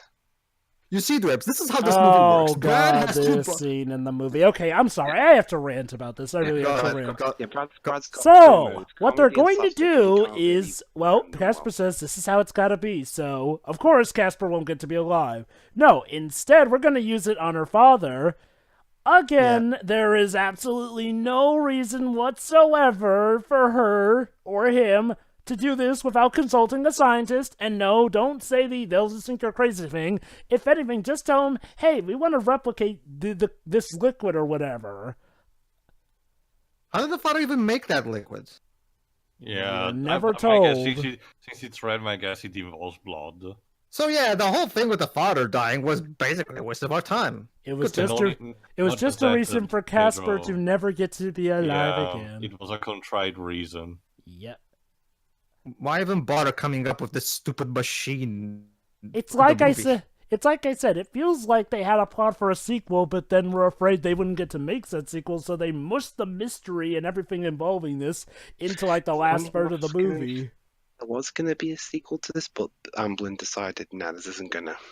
No, actually, there was, well, technically a prequel to this movie. No. There was actually a sequel planned. Oh, there was a sequel. See, here's what happened, though. Fox bought the rights to Casper, and, well, the sequel got canceled. Oh, okay, then. You see, Dwebs, here's how it works. Brad has 2 buttons on his director's chair. The comedy slapstick button. And now we're back to the party. And a heartfelt drama button. And yeah, sometimes... the movie should be over, but no. Oh, basically, no. He's in slapstick mode, and he's like, let's go into drama now. Okay, so, Dwebs, believe it or not, you have not seen the most dumb thing about this movie. Yes, believe it or not, Dwebs, the dumbest moment is yet to come.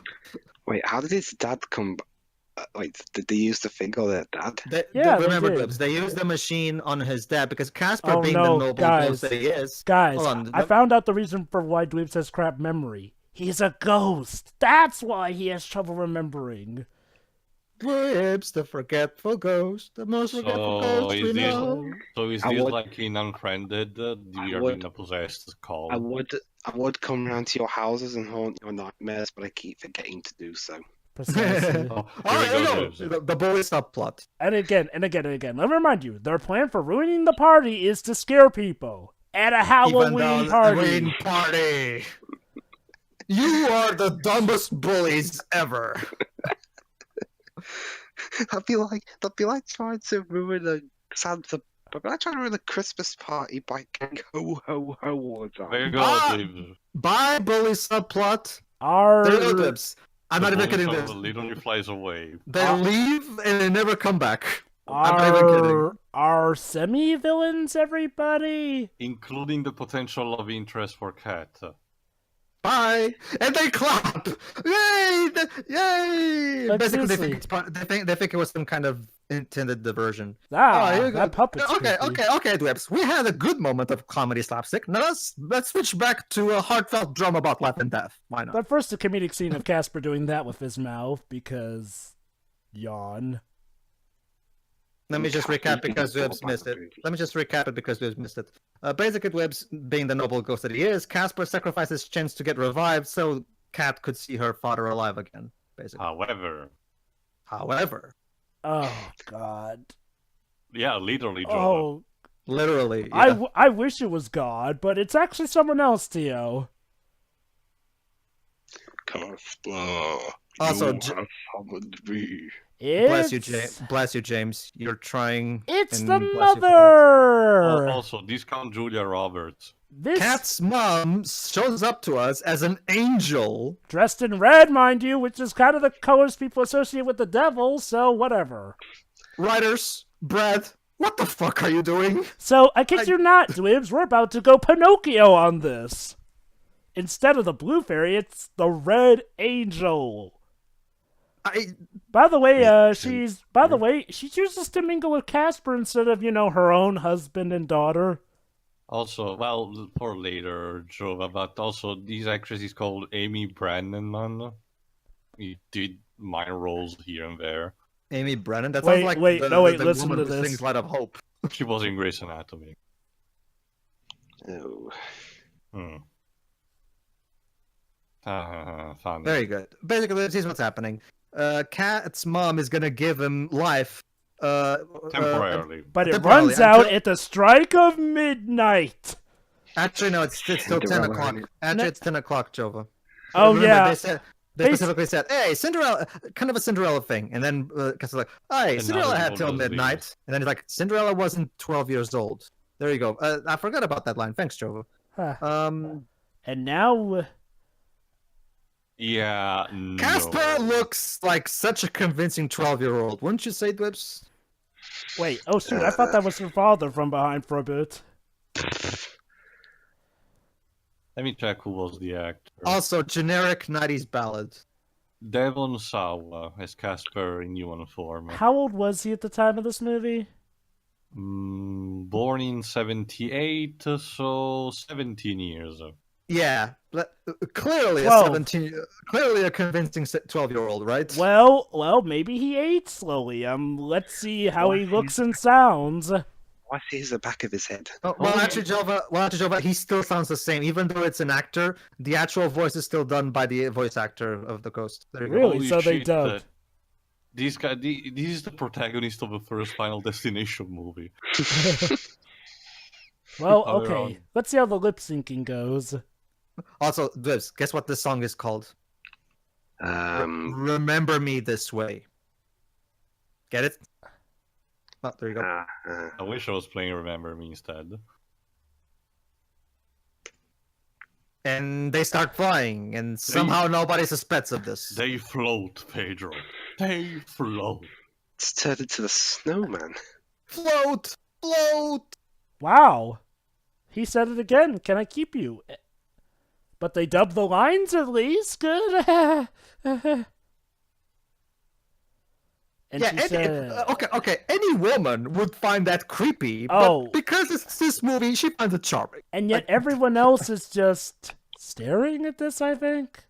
Oh, there we go, Jova. What you asked for. You see, Dwibs. Apparently, God decided that of all the things that he could have done, like I don't know, help the poor African children, help the poor, whatever. He decided he took this in one day to help this specific family. Okay, Kat and her dad. Okay. To be fair, by the way, I died for your sins.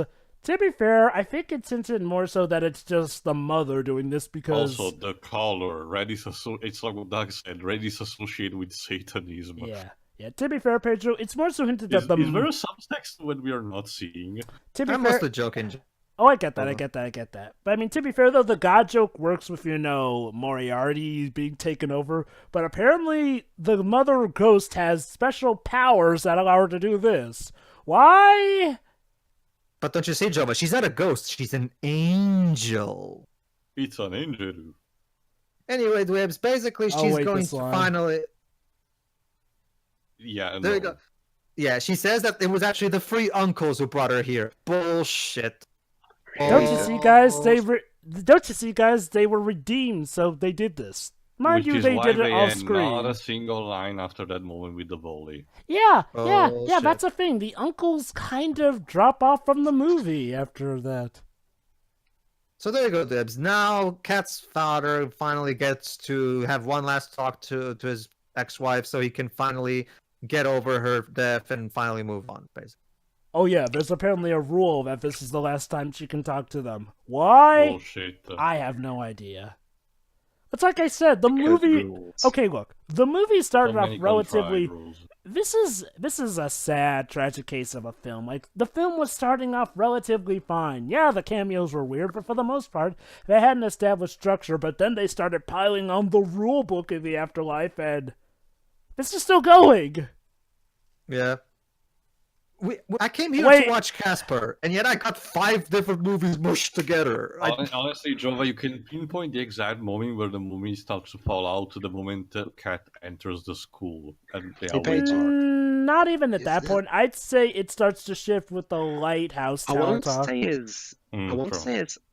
it's as bad as when writers from Seinfeld made the Cat in the Hat movie, but still. No, nowhere near worse. No, I agree. It's nowhere near as worse, but it does remind us a bit. Yes, it's a similar scenario, Joe. Yeah. That line is stupid and so are you. Why should I care? We have established nothing about these two in their relationship. Also, this clock emits smoke.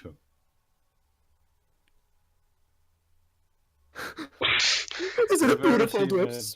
Guys, you just rewound the footage with her. That's kind of cheating. Yeah. Well, at least I can give props to James Horner. Yeah, James Horner is did a great score for this movie. He's the most consistently great thing about this movie. Also, Kiss. He's 12, she's 13. And he's gone. Well, to be fair, Jova, a 12-year-old boy and a 13-year-old girl kissing, that's not a problem at all for me, at least. And what? The problem is the fact that these two actors don't look like they're 13 and 12. Apparently now we enter the Chris Columbus movie. So this is wait. I thought you wanted to have the party here because of the ghosts. Apparently that creeped them out too, even though nothing else creeped them out. But you said you wanted to. But So I guess this means that Cat is. Hatred.exe needs has a problem and needs to right inside. And now a rock song. Hey, a rock version of the classic theme. I like the song actually. Yeah, it's fine, but so I guess Cat's now gonna be an outcast in school now. Honestly, but hey, at least she's got a romance with a boy who's dead. Necrophilia, sure, that's not to the list. Guys, they don't own the house. They what? That too, yeah. Oh, crud, that's right. So they're gonna get evicted, probably. Come to think of it, the rightful owner of this house is now dead. What happened to you? What happened to you? So let's do a recap, guys. The official owner of this house is dead, died a crazy axe murder. Her assistant is probably alive, but has almost every bone in his body's broken. Kat is now probably going to be an outcast at a school that she just moved into. The two bullies will go on to be miserably This is literally 5 movies mushed together. Okay, gotta be careful. There may be some jump scares waiting for us in the credits. Poor Kathy Moriarty is probably... Yeah, did Kathy Moriarty get to do any big films after this? Or did she just stick to TV stuff? She had a career from what I've seen, but... Where did our idol go? Shouldn't he come back as a ghost? And No, Pedro. He's probably still alive, just incredibly damaged. I find that hard to believe. Remember, Pedro, this is part of a comedy one, and since he's the Wooby, he has to live to suffer. Let's see. This movie baffles the shit out of me with the choices that they make. It's so... Let me check and see if there's a stinger. There isn't. I just checked myself. She voiced Ruby in Lady and the Tramp too. Oh, nice. Interesting. Anyway, yeah, final thoughts. Ooh. This movie... Go ahead, Wiz. Go ahead, Wiz, go ahead. It's a weird movie, and I get that because, ghosts and stuff, but I think it kind of went a bit too weird. This is all the cameos and the plot shifts and the tonal inconsistency. Mm-hmm. It's a weird film. Oh, by the way, Tio, fun fact.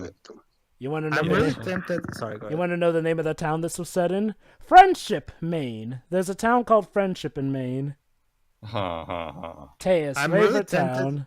I'm really tempted to make a YouTube parody where it shows the scene Rooney, and then he shows the horror. It then shows the train, and then 5 seconds later, I asked my father to buy me this sled, but then I died in it. Like seriously, because it literally is 5 seconds later.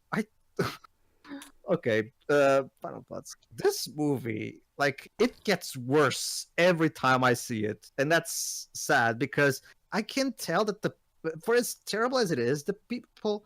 Well, okay, let me rephrase that. For as terrible as the last third of it is, I can tell that the filmmakers were at the very least trying to make something good. There is a good movie in here somewhere, but it's bury it under a shit ton of baffling and stupid decisions. And the insane thing is that most of the stuff that buries the good movie is pretty much just in the last third. Like, I mean, I dare say even Tomorrowland didn't have as divisive a third act as this film. At least Tomorrowland was literally only one shift. This movie has so many shifts you kind of lost count. And hey, I gotta admit, Hugh Laurie hamming it up with the Britishness was funny. Not enjoyable. Anyway, point is, I mean, not to mention Dwebs, not to mention Jova, I kind of like the idea of Dr. House wanting to destroy the environment. Yeah. Don't ask me why. Don't ask me why. Something about it just feels fitting to me. Maybe it's because I'm a Dr. House fan. Anyway, yeah, the James Horner's score is great. Like the main theme, it's such a beautiful theme, and his orchestral rendition of the classic Casper theme is also pretty damn good. Even that rock song that plays in the credits is actually a pretty cool song. Mm-hmm. I just wish she was in a better movie. And the context that it's used in the movie was better, because it literally suddenly the uncles are a rock band, because why not? Okay, here's apparently what happened with the sequel. With the success of Casper, Simon Wells co-wrote a screenplay for Casper 2, which he was set to direct, but it was scrapped when Amblin Entertainment canceled it, believing that a sequel wouldn't interest moviegoers. So in 1996 was the release of the spooktacular New Adventures of Casper, airing on Fox Kids following the events of the film. Huh. Weird. I mean, don't get me wrong. Don't get me wrong. This movie gets picked on a lot more nowadays, but back then, I definitely recall it being the talk of town. So it was back when I actually remember that because sorry, don't mind. Go on. Yeah, back when this movie first came out, it was really successful. I remember it being really well liked among film fans and critics, and it did make. I think it did decent box office numbers, didn't it? I think it did. I mean. But yeah, obviously, the 1995 was a much more innocent time, and yeah, this movie hasn't aged well at all. I mean, yeah. The effects. The sad part is that the irony of it is that the effects aged superbly.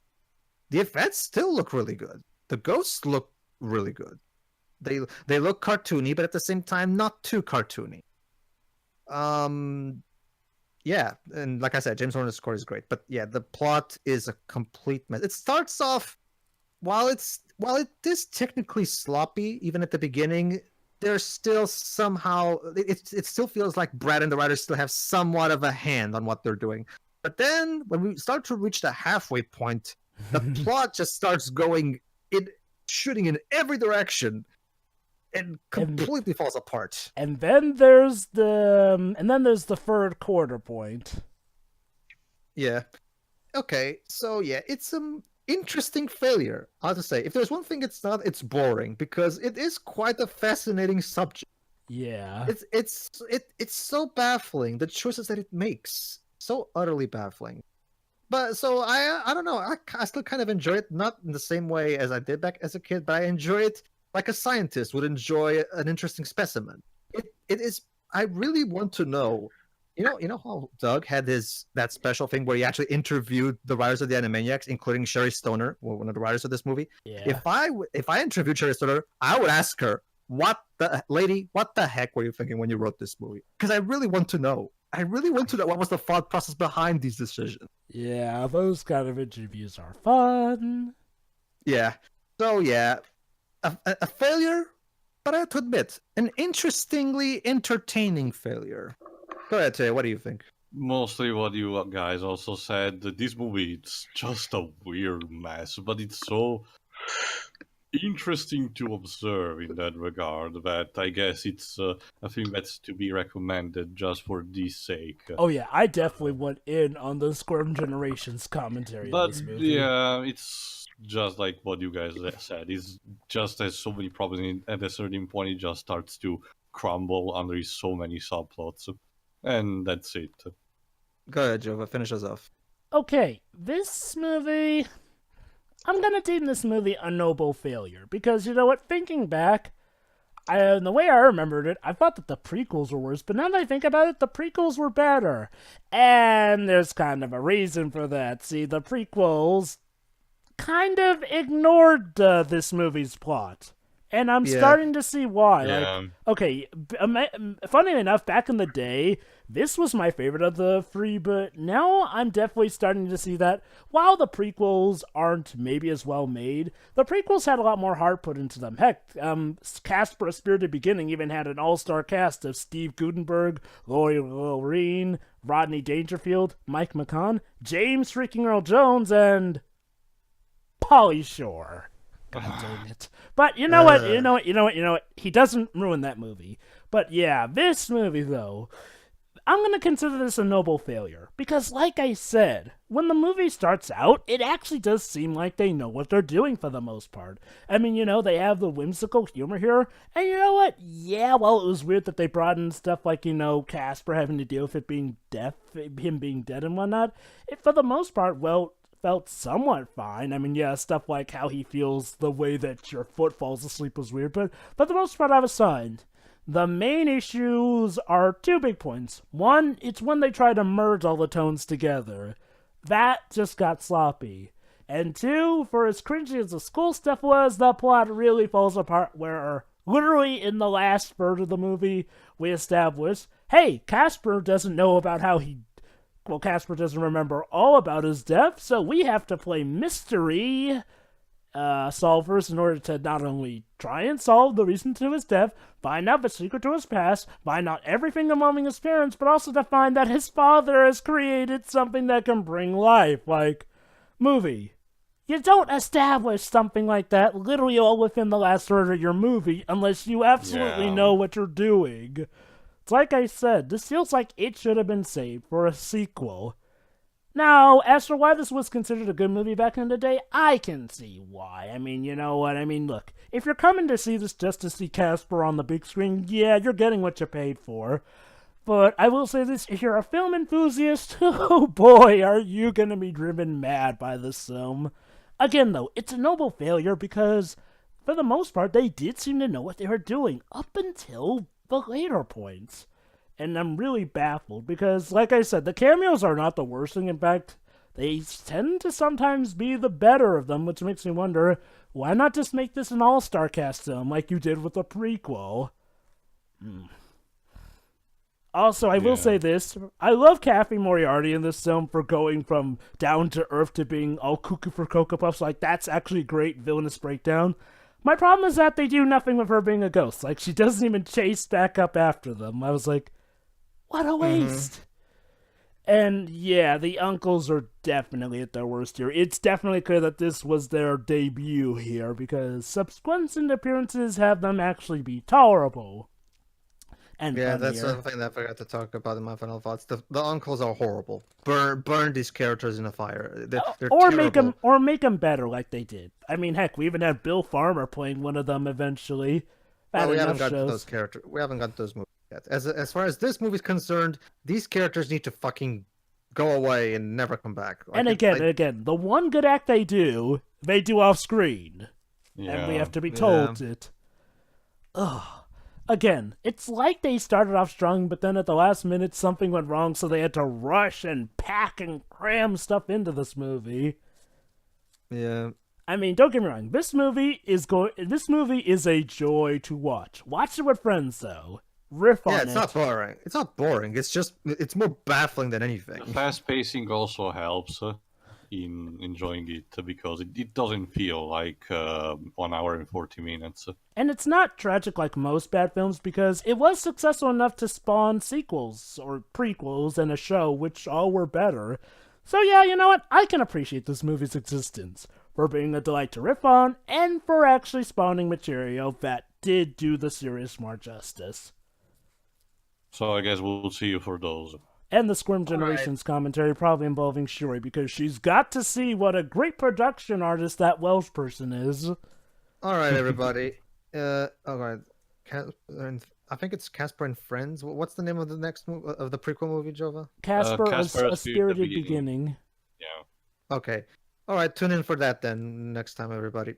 See ya. Maybe, who knows? Maybe I'll just pick that as my next one. We'll see. Maybe. All right, let's go. See you, everybody. Bye.